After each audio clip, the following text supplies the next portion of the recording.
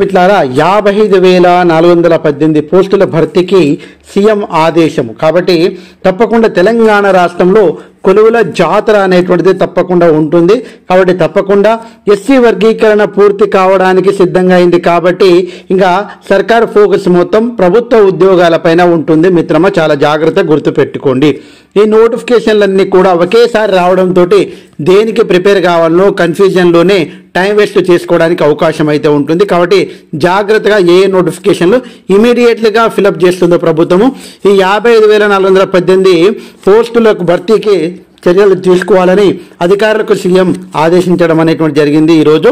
అదే రకంగా గత 16 నెలల్లో కాంగ్రెస్ ప్రభుత్వము 58,868 పోస్టులు భర్తీ చేసిందని గుర్తు చేశారు. అయితే ఇప్పుడు 55,418 ఉద్యోగాలు భర్తీ చేస్తే ఈ సంఖ్య 1,14,000 చేరుతుందని పేర్కొన్నారు.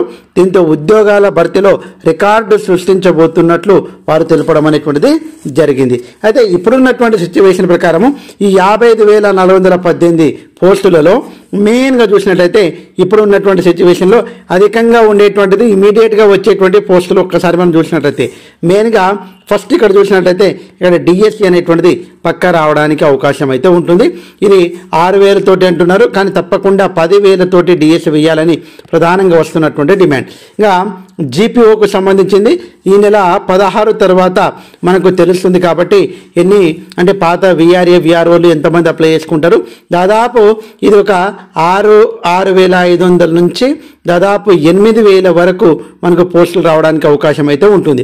ఇంకా అంగన్వాడీ అయితే 14,000 భారీ నోటిఫికేషన్ రావడానికి అవకాశం అయితే ఉంటుంది.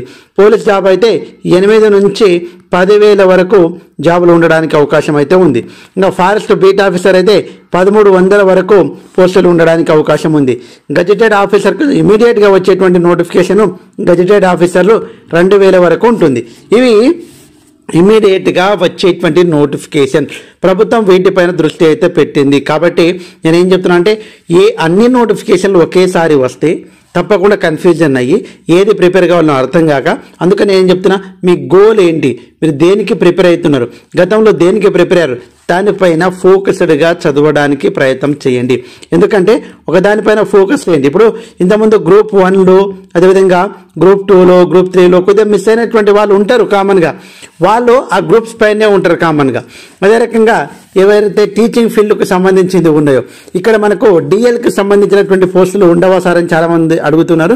అయితే గతంలో జాబ్ క్యాలెండర్ ప్రకారము డిఎల్కి సంబంధించింది మనకు జూన్లో నోటిఫికేషన్ అనేటువంటిది, తర్వాత సెప్టెంబర్లో మనకి ఎగ్జామ్స్ అనేటువంటిది ఇచ్చారు. బట్ అది కూడా వస్తుంది. బట్ ఇమీడియట్గా వేసేటువంటి నోటిఫికేషన్లు ఇవి. కాబట్టి ఇక్కడ మనము డిఎల్ నోటిఫికేషన్ కూడా రావడానికి అవకాశం అయితే ఉంటుంది. సో ఇవి ఇమీడియట్గా వచ్చేటువంటి నోటిఫికేషన్ మిత్రమా. పక్కా నేనేం చెప్తున్నా అంటే ఎప్పుడు చెప్తూనే ఉంటా, ఎవరు విజేతలు మాట్లాడినా తప్పకుండా ఒకసారి వింటాం మనం. ఆ విన్నప్పుడు వాళ్ళ నుంచి వచ్చేటువంటి ఆన్సర్ ఏంటంటే పక్కా లాంగ్ ప్రిపరేషన్ చేయాలి. ఆ లాంగ్ ప్రిపరేషన్లో గ్యాప్ లేకుండా కన్సిస్టెన్సీ మెయింటైన్ చేసినటువంటి ఎవరైతే వాళ్ళు ఉన్నారో వాళ్ళకు మాత్రం తప్పకుండా సక్సెస్ అనేటువంటిది వర్తిస్తుంది. కాబట్టి ఆ కన్సిస్టెంట్ని మీరు మెయింటైన్ చేయండి. ఎందుకు చెప్తున్నానంటే చాలామంది ఆ కన్సిస్టెన్సీ మెయింటైన్ చేయక మధ్యలో వదిలిపెడతారు. కాబట్టి తప్పకుండా మన జీవితంలో మనకు తెలియకుండానే ఫెయిల్యూర్ను మనమే కొని తెచ్చుకుంటున్నాము.